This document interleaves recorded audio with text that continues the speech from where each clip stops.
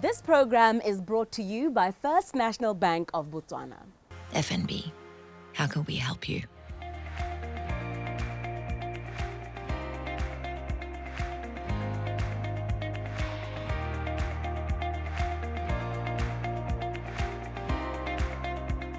Good evening and welcome to First Issues. The DDT College of Medicine released about 102 graduates into the labour market yesterday after 4 years of learning at the institution. Perhaps before we delve too much into the graduation, we could stretch down memory lane and remember where the school started. The school opened its doors for the first time to learners in 2015, offering students courses in Bachelor of Pharmacy, Bachelor of Doctor Assistants, Bachelor of Medical Laboratory Technicians, and Bachelor of Physiotherapy. All the programs are offered on a 4-year duration course. But the location from which the school operates sets a different tone to the untrained eye. Situated at the BBS Mall in Gaborone, the college blends in very well with the rest of the mall's ambience. From outside, the blue and white walls do not look like they could house an institution responsible for the education of future medical professions. Lo and behold, the doors are open to a fully functioning higher learning institution building comprising administrative offices, lecture theatres and laboratories, as should an institution of its caliber. When the school started, a lot of doubt was cast from the public with fears of having another fly-by-night institution waiting to loot from the government and toying with their children's futures. With time, all that changed, according to the Director of Academic Affairs, Leslie Pukunzi, who is also a physiotherapist. Pukunzi shares with First Issues that they used the doubts to be a driving force that would allow them to bring a solution that would address various issues within the medical fraternity. When you start something for the first time, usually you will get some people who are a bit skeptic. But then as time goes on, as they get to see exactly what your vision is, then they begin to accept you. Okay? So as DDT College of Medicine, when we started, we were very, very clear with our vision, which is to bless God and mankind. So as we started moving along the way, then people started seeing the value in us as we went on to prove ourselves by meeting international standards, by being only the top. So our products speak for us. Chancellor at the college, Dr. Derek Kloiwe, says the issues of accreditation have been laid to rest, reiterating that most of the accusations stemmed from a lack of understanding of how these matters worked. The other thing that kept on coming was that, are you accredited by BHPC? Your students, are they accredited? But we've been working very well with BHPC. But something that people maybe may not be getting is that BHPC is not an accrediting body. Yes. BQA is an accrediting body. BHPC, what it does is to recognize and register personnel who have studied to see that they meet their standards, but not as an accreditor, but as a register, as a professional council that registers personnel, medical professionals. As you know, we studied outside.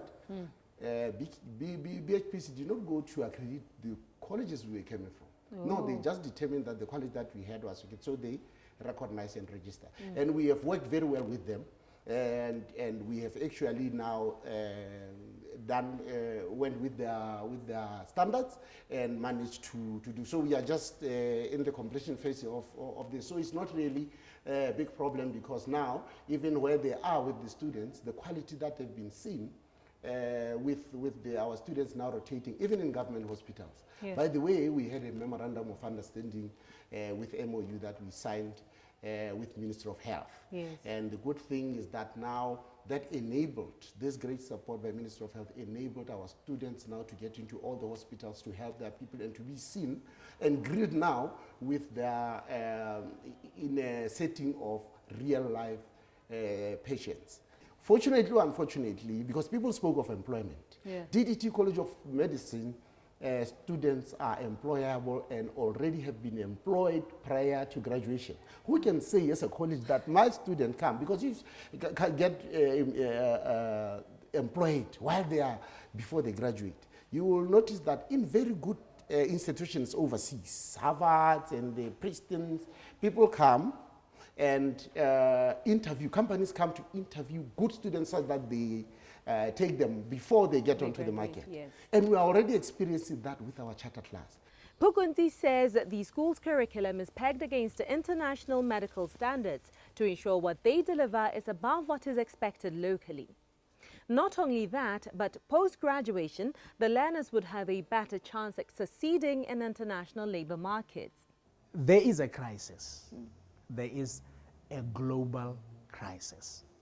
You know, WHO has actually, you know, released an outcry that by 2035, if this great crisis of shortage of healthcare manpower is not addressed, there will be 12.9 million shortage of healthcare professionals. So many people are going to suffer, right? We decided as DDT College of Medicine to adapt ourselves to be the solution. Yes. By what? By graduating healthcare professionals. We do this, Panatseho, by blessing God and mankind, by ensuring that we graduate excellent and compassionate healthcare professionals to uplift the quality of life of mankind. By actually educating for global success. We don't train our students for the local market only. We train them for the local market, for the region, and the international market. Now, we are informed by the national and the legislative instruments which take into consideration social justice, which includes issues of inclusion, issues of equity, issues of access. Not only that, we have also taken into consideration issues of metaphysical perspectives that talks to socio-economic developments and also contextual issues. Not only that, we've also taken into consideration globalization or internationalization, which boosts trade and also attracts inward investment. Yes. So the statutory tools that I'm talking about, that really informed us such that we can adapt well into the market and into the society. I'm talking about NDP 11. I'm talking about Vision 2036, HRDC strategic plan, a tertiary education policy. When we zero into the human resource development strategy, it has actually identified 20 top scarce skill professions in Botswana. And the programs that we offer fall within that list.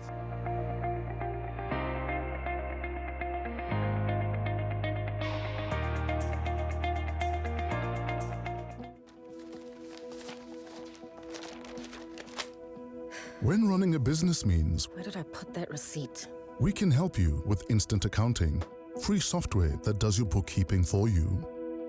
When running a business means Wait, what do you mean the container hasn't arrived?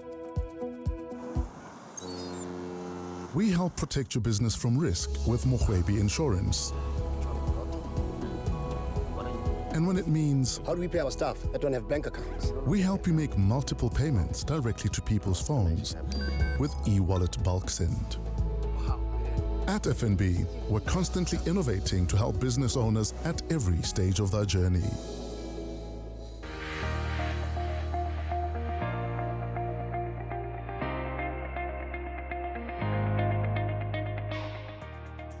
The growth of most tertiary institutions is tallied against the successes of their research department.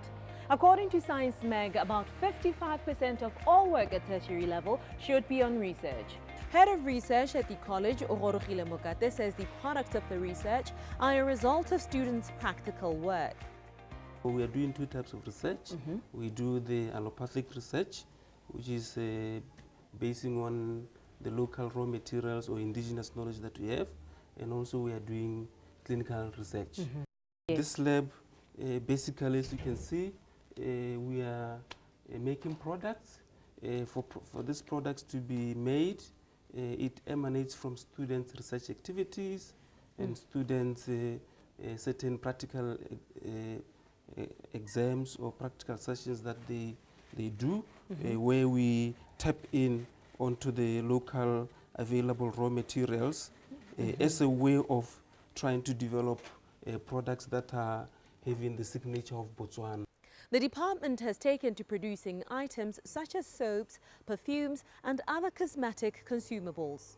In terms of cosmetics, we're all getting them from outside the country, and we are trying and help in terms of setting an industry and addressing shortages of jobs. Because we are currently facing a problem on that aspect. I will give you an example. This is a product which is called a foot perfume. These are some of the products that our students have done. So when we come here, we improve the quality. Then we end up with the product. And there are many products. I can give you, for example, we have this is a perfume base. And this perfume base, we do it with local plants which they are smelling, they're perfumery local plants which I cannot reveal because we are in research and development. But this is a perfume base that from it we are going to make a lot of perfume products. And then what we have here is the soaps, and basically we are talking about the whole cosmetic line.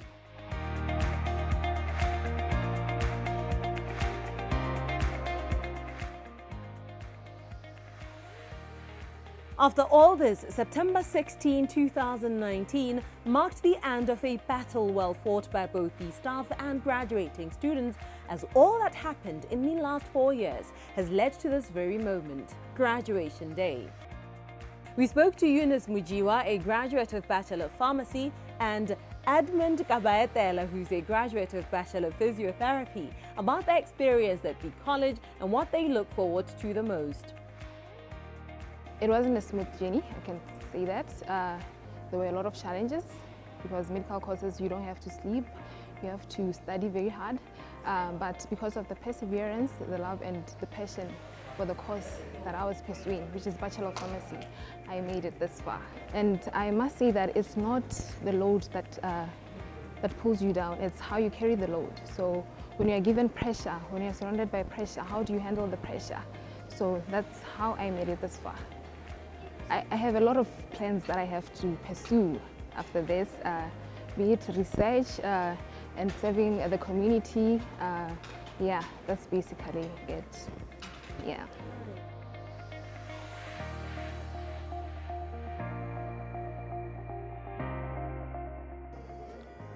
It's been a tough but interesting journey.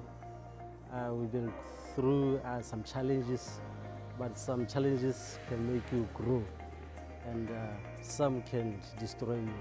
So all in all, I'm very excited that today I'm graduating. After this, I would like to go out there to serve our fellow Botswana, to help them. And after some times, and then go to and further my studies. Yes, because medicine, as you know, it's a continuous thing. You have to learn again and again.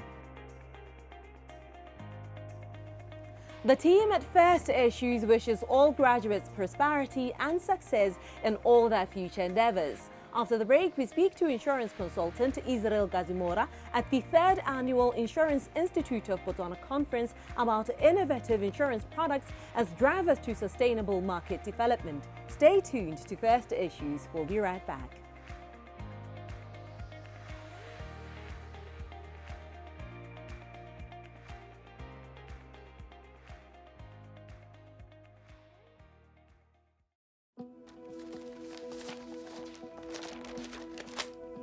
When running a business means Where did I put that receipt?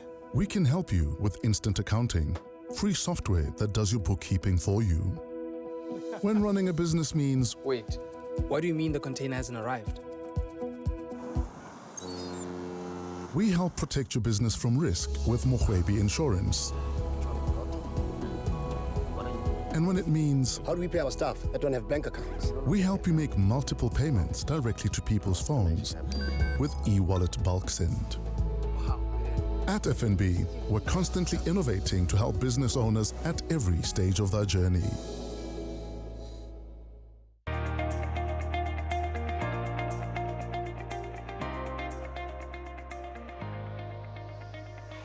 Very warm welcome to First Issues. It would not be remiss to assume that a majority of us are aware that we've entered into a new era, one where we've moved beyond digitalization because the fourth industrial revolution is happening right now. This new world is characterized by a fusion of a lot of technologies and the blurring of lines between the biological, the digital, and the physical spheres. But all this revolution has happened before, albeit at a much slower pace. The first three industrial revolutions that transformed our modern society, the steam engine, the age of science and mass production, and the rise of digital technology. The world as we knew it drastically changed. As dynamism would have it, here we are again for a fourth time, poised at the beginning of the fourth industrial revolution, which took less than a decade to make life-changing impacts the world over. This new world is characterized by the fusion of many technologies and the blurring of lines between the physical, digital, and biological spheres, powered by cloud, social, mobile, and artificial intelligence, along with increasing computing power and data. This is the Internet of Things. According to some experts, the fourth industrial revolution has the potential to cause mass destruction of jobs while creating the opportunity to raise global income levels and improve the quality of life for people around the world. One industry looking to tap into possible opportunities during the revolution is the insurance industry. The insurance industry stands on a change abyss, with waves of innovation and disruption unlocking new possibilities across all areas of the business. Journalist at the insurance thought leadership Marco Marisi says entrepreneurs have expanded the way technology can influence the insurance value chain to create insurtech. Leveraging off fintech's huge impact on the banking and payments world, insure companies, which now number more than 100,000 in the West, are innovating new solutions in every insurance company department. Even so, access to technology varies widely. So developments in the technology space have the potential to displace workers in precisely the parts of the world that need help advancing most. In light of this, the Insurance Institute of Botswana held their third annual conference under the theme Market Development, Innovative Insurance Products, Key to Market Growth and Sustainability, to discuss insurance in the digital age. On the sidelines of the conference, we managed to speak to insurance consultant Israel Gazumora about how Botswana can perform better in light of the vast opportunities presented by the fourth industrial revolution. Insurance is something that touches our lives on all aspects. And insurance always has been is actually by nature a very dynamic industry, because everyone who is in any activity is being surrounded by a number of risks, and insurance is there to take away the risks. Yeah. So there is no way that insurance can not adopt, modern technology in doing its business. The entire world is now embracing the fourth industrial, revolution, which is about Internet of Things, artificial intelligence, robotics, all those things that make a customer get the services, on his, mobile phone. And insurance cannot stay, stand behind and say, we are not going to be part of that. So the purpose of this conference actually is to encourage the insurers and also to wake them up to say that time is not in our favor. Let us embrace, technology. Let us also move with time, and let us make insurance become something that can be delivered on the, internet, on the, mobile phone, as as other financial, services are being, delivered. So there is no way that insurance cannot be, or rather cannot conform to those changes. And that's what we mean by innovation. With innovation and the Internet of Things, your artificial intelligence, and with every revolution that comes with it fear. Fear that you'll be out of a job, fear that it won't be received well enough. How then does the industry ensure that people are not out of jobs by embracing these new changes? The University of Oxford in the UK, 2 professors did a research and came up with the probability and also the type of a job that can be taken away by automation, by technology and all that. Now, a number of jobs seem to be, threatened by that, like secretaries, like assessors, like estate, agents, like hostesses and attendants, in lodges and So, but when it comes to insurance, when it comes to selling insurance, for instance, people that will be in the insurance, industry, selling insurance, the probability or rather the chance that automation may, wipe them out is very, very minimal. So those people are still having an assurance that there is no way that automation can, take away their jobs. But people like assessors, those that assess losses, their jobs are threatened. That much I must admit, because even now already, companies are using drones. Yeah, there is an accident, a car, has rolled over there. They send a drone to go there and take pictures. And then they will ask questions later. They will get the police report. They will ask questions later, but already they will take, the pictures and be able to assess the loss. So already technology is quietly and slowly, coming into what we are doing. But at the end of the day, we are saying that in every upheavals, there could be gains and losses. There are those that will gain, there are those that will lose. We've come to the end of this week's episode. Do check our social media platforms for previous episodes. That's on YouTube, Facebook, and Twitter. Until next week, we'll wish you pleasant viewing. Good night.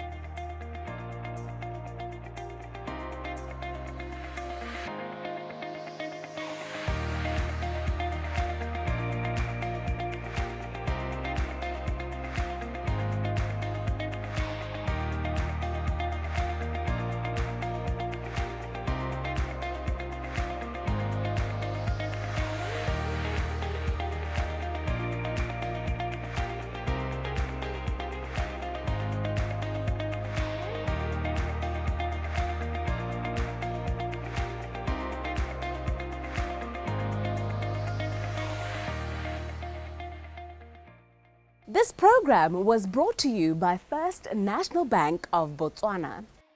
FNB, how can we help you?